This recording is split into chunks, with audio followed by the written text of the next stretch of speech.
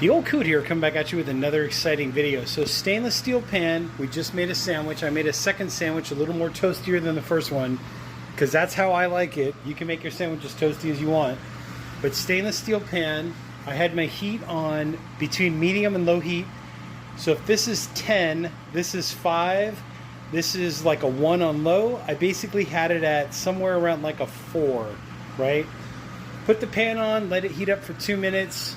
1 tablespoon of avocado oil. You could use sunflower oil, corn oil, vegetable oil, whatever. As long as it's not olive oil. Olive oil will make things stick to the pan, so you don't want to do that. So basically heat up the pan for 2 minutes. Then I put in my teaspoon of avocado oil. I also put in 1 full tablespoon of butter just to get some lubrication action going in the pan, right? When the oil and the butter kind of merged together, then I put my sandwich in. Cooked it 2 minutes on one side, flipped it 2 minutes on the other side.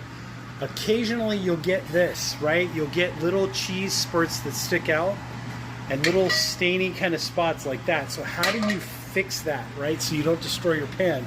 If I try to wipe this, it's not going to come out. So what I'm going to do is I'm going to lower my heat to like now I'm at somewhere around, let's say, like a 2, right? So if medium was number 5 and low is 1, I'm going to be somewhere around like a 2, maybe 2.5. What I want to do now is I want to put in more vegetable oil. It's crucial that you use avocado, sunflower, corn, vegetable oil. Do not use olive oil. But what I want to do is I want to spray the area that was the burnt on area, right? Let's say maybe a little bit over here. There's some little cheese action going on. So I want to squirt this. I want to squirt that one too. And then what I want to do is onion, right? I've got a white onion. You could use red onion. You could use whatever onion you want. What I want to do is I want to put my onion in the pan. What this is going to do is there is some weird chemical reaction that happens where the onion will help to release like oils, enzymes, proteins. See, that one just came right off. There are certain things, and this one will probably come right off too, but there are certain enzymes that are in the onion that will help to release that little schmutz. So what I'm going to do is just let this go for a second. If you feel like you're like it's drying out too much, just re-lube, pun intended. Maybe like a half a teaspoon or so, give or take, something like that. But eventually, in time, as this cooks down, the enzymes, the proteins, there's a certain chemical reaction that happens where the onion essence will lift all of the burnt stuff that's in the pan. And then you can shut off your pan, wipe it out with the paper towel, and you should be back to quote-unquote seasoned status. Then if you want to wash it with soap and water in the sink when the pan is completely cool, that's totally fine. What a lot of people do is they'll take a hot pan, they'll bring it over to the sink, they'll try to like use a scouring pad or a Brillo pad. Probably the worst thing you could do to the pan, you might warp the pan. So I don't do that. This is what I do instead, is I use the onion to help to lift. So as you can see, some of it is already coming out. I'm just trying to get the right angle here. But it's the onion that's helping, and I'm using very light pressure, just too very light pressure to basically get those stains out. Like that one's coming out. I can feel a little bit of resistance. Also, another crucial thing is try to use a spatula kind of like this. This happens to be an Oxo Good Grips. It's a silicone spatula, or you can use like a wooden spatula, basically. But the cool thing is you have your sandwich, and then you're also going to have some grilled onions to go with it that are going to pick up the fond, right? The burnt little bits that are in there, which are going to flavor the onions and just make everything magical and wonderful. So as you can see, again, it's slowly coming out, and that's the key, is low heat, right? Look at how low we are. We're between medium and low, right? And I've already kind of got this pre-marked because I've done this a gajillion times. But at low heat, use enough vegetable oil, avocado, sunflower, corn, you kind of get the idea. And then basically just time is on your side. So just let it sit, let it do its thing. And then every, 10, 20 seconds or so, just come back and give it a little scrape. And you'll see that slowly this burnt cheese that's on there, right, literally the crusty stuff, will slowly come out.